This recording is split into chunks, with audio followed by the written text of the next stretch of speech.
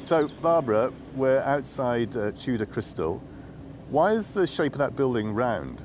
It's like a giant chimney, and it just takes all the heat upwards.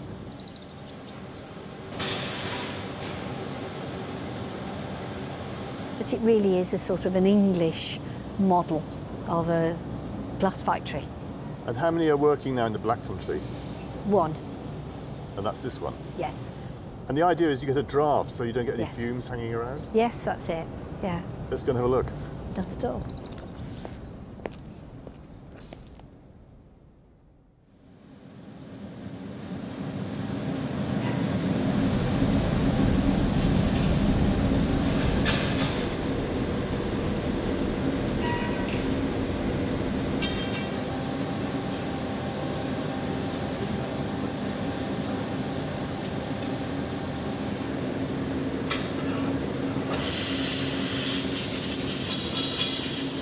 It was built in 1788. The difference today to what it would have been in 1788 is that we have furnaces around the outside of the walls, whereas then they would have had them all in the centre. We're actually alongside the canal, which is the reason we were built here, because the canals were finished in 1785. So where we're standing now is a passageway where the raw materials could come in. And what are the raw materials? Well, sand and, but mainly sand and some potash. Depends what glass we're making. So it's 10 to 7 in the morning. What's actually going to happen today? Just making some whiskey tumblers.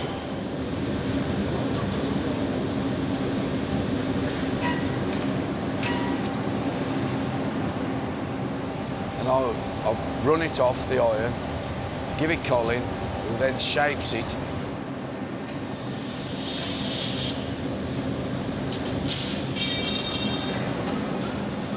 I don't understand what Colin's doing on the chair where he's rolling it. Shaping it to the shape he wants to keep the weight in the right place for the glass.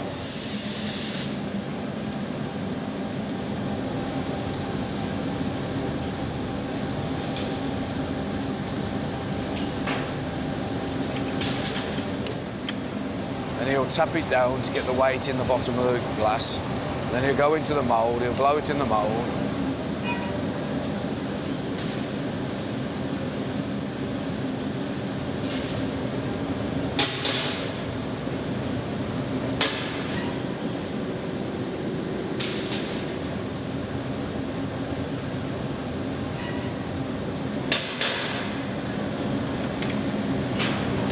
Derek who cuts it in so it comes off the iron without breaking the glass.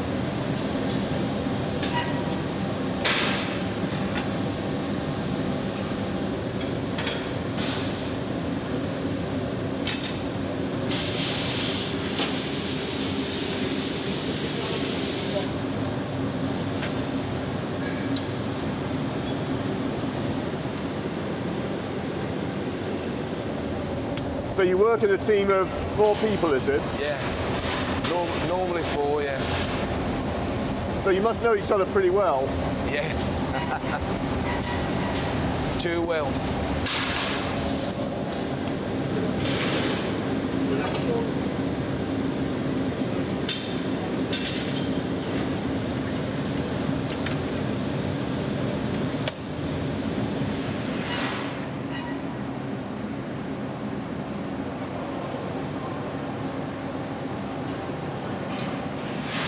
So how long have you been blowing glass for? About 30 years, but I've been in the trade 40 years. You must have good lungs. Well, yeah, hopefully. You don't smoke, do you? I do smoke, yeah, but not a lot.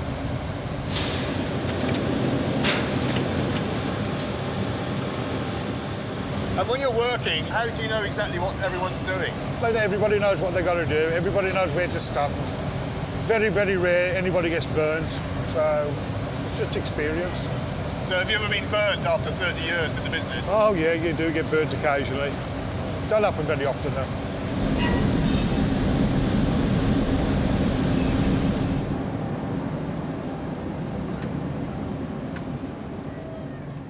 There's a lot of checking that goes on in here. So, for example, this is a... Oh, I've forgotten the name of it. What's this called, Debbie? Strain viewer. After how many years, Barbara? Oh, a long time, 22. So in that, you might just be able to catch, there's a bit of blue and purple and pink. You don't want colours in there, you want it to be clear. If there's colour, there's stress. When you put the glass in there, you don't want any strain, so it's got a standard colour. Once you put it in under strain, so I'm pushing it down, you can see the rainbow effect. And if I pull it up, you can see the strains at the top now. It's a different effect.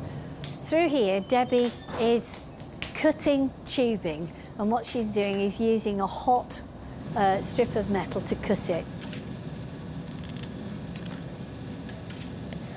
We used to make hundreds and hundreds of thousands of these that went into hospitals. They were used as blood tubing. These go into universities, they still go into hospitals, and it's a quick and easy way of testing things.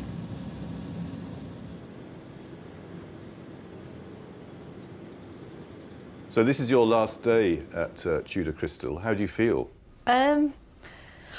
Oh dear, hard to put into words really. Two ways. One, pleased to move on to something else now that we've made the decision. And the other is we'll be very sorry to leave behind all the people. I mean, really, our enjoyment of the industry has been through our customers, suppliers and colleagues.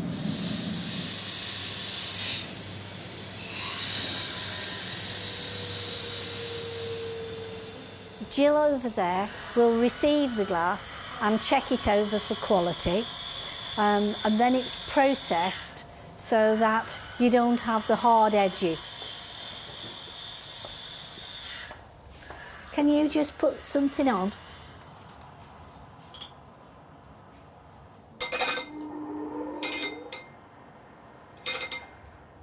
I can see there's loads of felt tip pens there. Yes, it depends what you're marking up. So Jill's got lots of things that she marks. From there, the glass will then go to one of the cutters.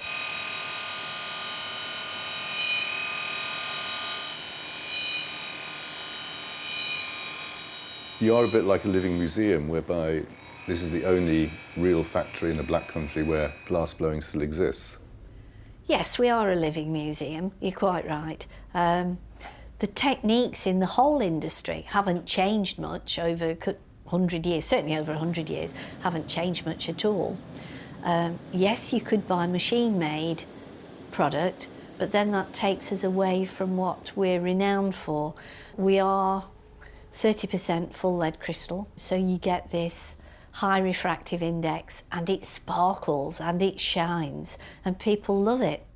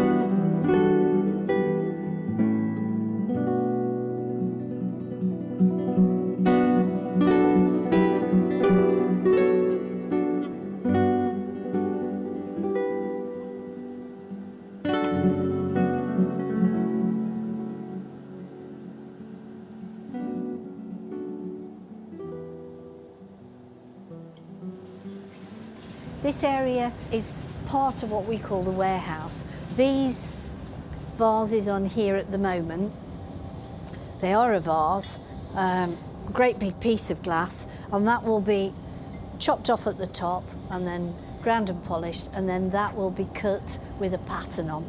Have you blown those? Those here? have been blown here, yeah, and they're quite heavy. That one's 4 kilos, so he's probably had another 2 kilos on, and the blowing iron, which weighs about 3 kilos or 4 kilos. So a tremendous amount of weight. And then when you get to blowing something like this, that's really difficult. So they've got a tremendous amount of weight on the end.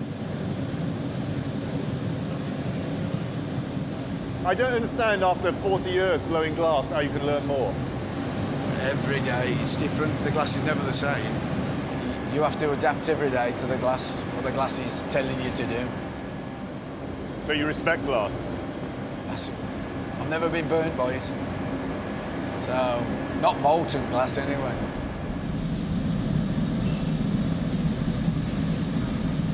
So is it like having a relationship with a woman? Oh, worse than that.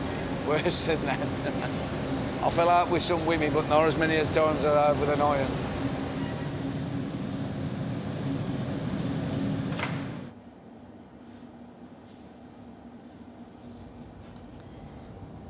These are wingtips on an aeroplane, and these will be checked. They're checked all the way across there. There's a jig to check them in. The holes are checked, the bottoms are checked, that little bit's checked, the nose is checked, and so the whole thing is checked to make sure it's okay.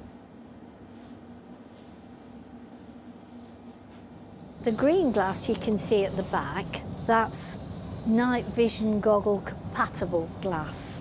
That was invented here.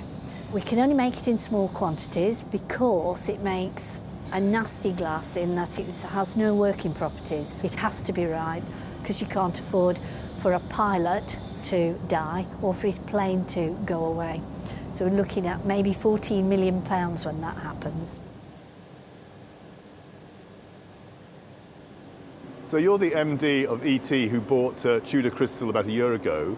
Why did you decide to buy them? Well, we need glass in the manufacture of our product, and we need the special low background glasses which are made here at Stourbridge. So yes, the technical glasses are probably the main part that we are interested in as a business for our own use, but to add to the lead crystal, that the heritage of this part of England is really an opportunity to grow. In here is one of our storerooms, and these are some of the blank items, some of the patterns, in fact lots and lots of patterns, very dusty old ones, and we go back to those when we want to remake something. People come back and say, will you make this? I had it 50 years ago, could you make that? It's a lot of unsold stock.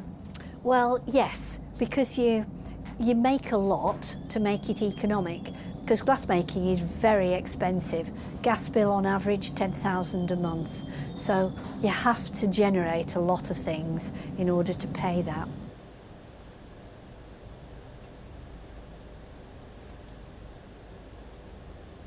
So why exactly are you leaving? The honest truth is we had a nasty run-in with some Chinese potential customers who operated on a normal customer level, placed an order, paid for it, everything was right, and then they placed a large order. We had to go ahead and make the items, otherwise we wouldn't have met their deadline. So it carried on and on, they wouldn't pay. And in the end, they came back and said they would pay for the glass if we would hand over the shares to the company. We didn't think that was a very good idea, but it did leave us. We'd got £100,000 worth of stock. We were running very, very short of money. We'd already financed that, and we were just short of money. And so we approached our largest customer and asked them if they would help us out by increasing their order. They were not able to do that, but said they would only do it on the basis of buying the company. And how are you going to replace the knowledge and the contacts and the business that Richard and Barbara built up over those many years here? Well, of course, you can't replace that knowledge. It's in people's heads. However, we've brought in staff from this area who have that knowledge for themselves and who will develop their own business as we progress. So, Colin, you're now the works manager here. How do you see the future of Tudor Crystal? Well, we wanted to carry on, obviously, and we want to try and grow the business. ETU bought the company 12 months ago, bought it predominantly for their technical glass. There is a demand for crystal. I believe now we may be 1 or 2 companies in the country of any significant size are still making lead crystal, and we obviously want to continue that. At the moment we've already increased, we've taken on an extra cutter and an extra blower. So you're working at Crystal, but you've just come back, is that right? That's true, yes. And how long ago was it since you were working with glass? I've been out a few years now. I'm going to find it, but it's been years.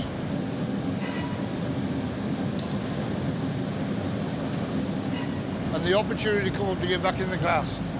Came for the interview, and I got the job. Was it good to be back? It's been in my blood. Everything I've got is what I've earned out of the glass. It's like riding a bike, really. How young were you when you first got involved then? 16. And you were an apprentice? I was an apprentice, yeah. But now they don't have apprentices, do they? Not at the moment, no. But I've heard in the pipeline there is some government scheme for the glass industry, so that myself and Colin, Simon or whatever, can teach these young apprentices coming into the glass.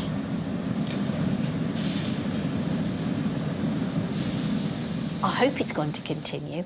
We've set it in motion to get some apprentices in through the new Glass Academy, which I hope will continue, because the only way forward is to reduce the age profile and get new people in and get young people in, and once they're in, they don't want to leave because it's so fascinating and such a skill.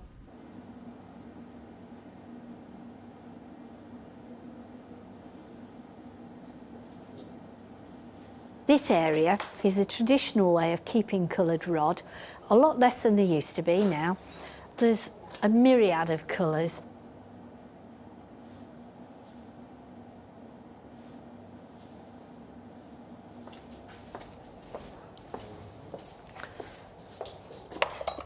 This is called shellback, so it's got a white back to the tube, coupled with making thermometer tubing.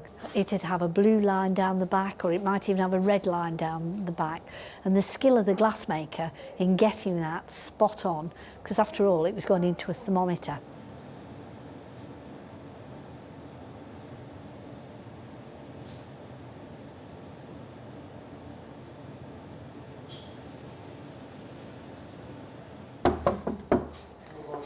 So through here is Paul's domain, and Paul does so many different things, it's hard to say, but he does precisionising of the tubing.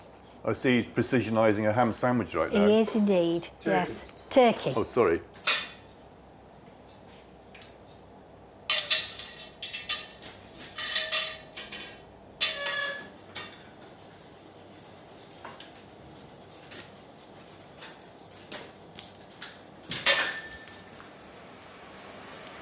And that's your finished product.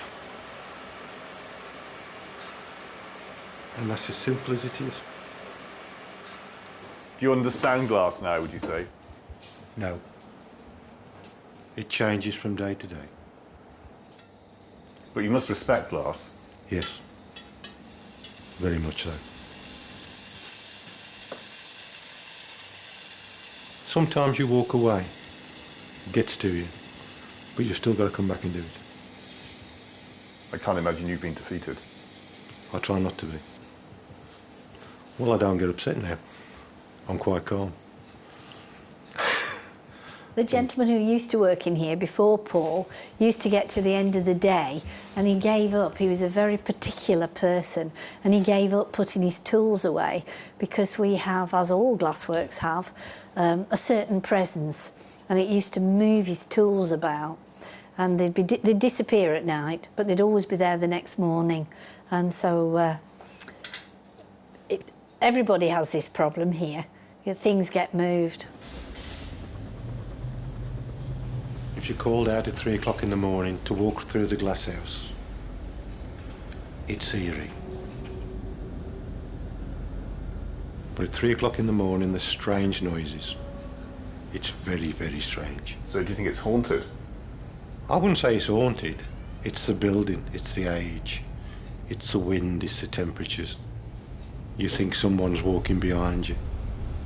You think someone's round the next corner. It's very strange.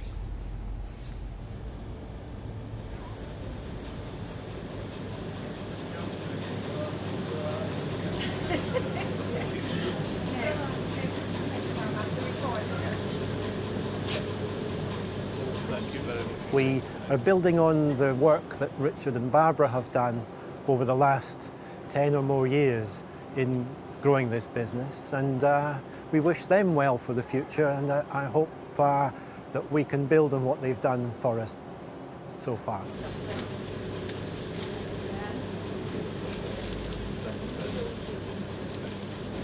Do you think there'll be any difference with Tudor Crystal now that Richard and Barbara have left? Well, more likely in the way it's sold, not the way we actually work it. It's just workable for us, but I think the way it's sold, Barbara was more a hands-on salesperson. She knew people, and I think that'll be lost more to internet sales more than anything. I think that's the way that it's going to go, and I think that's a shame. They have to move a little bit because customers are people, and that's where the profit comes. You only make money if you satisfy your customer, and that's what they need to think about, and I hope they will do. Well, thank you very much, everybody. It's been a pleasure to work with you. We've had some good times, we've had some funny times, we've had some rough times. But most times have been good times. We must take those away and remember those for a long, long time yet. So, wish you all the best for the future. Thank you. Thank you very much.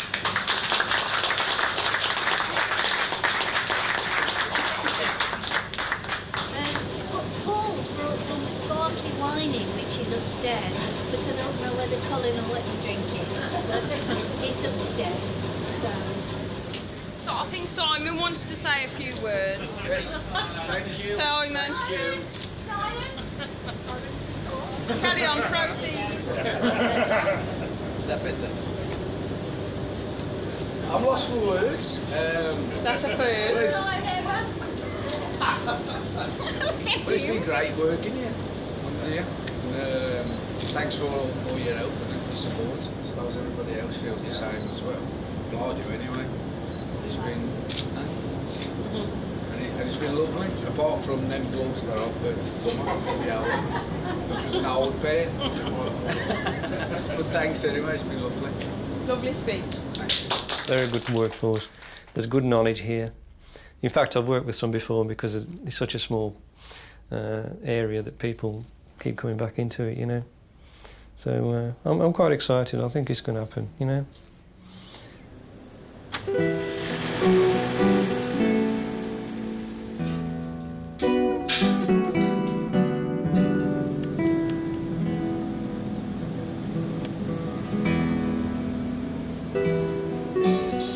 After today, we can't look back and just keep our fingers crossed that the future remains as bright as it could be.